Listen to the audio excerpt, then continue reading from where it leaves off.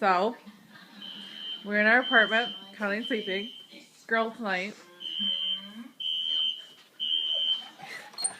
And the fire alarm's going off.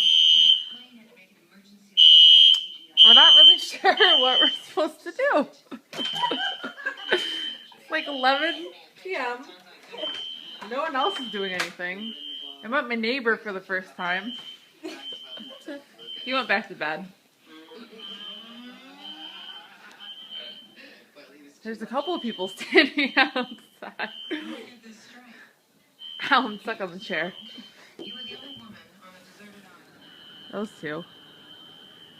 I don't see any fire trucks. Yeah. So we're just gonna stay inside. So if someone finds us and finds our burnt remains, we decided this was a false alarm and we decided not to go outside.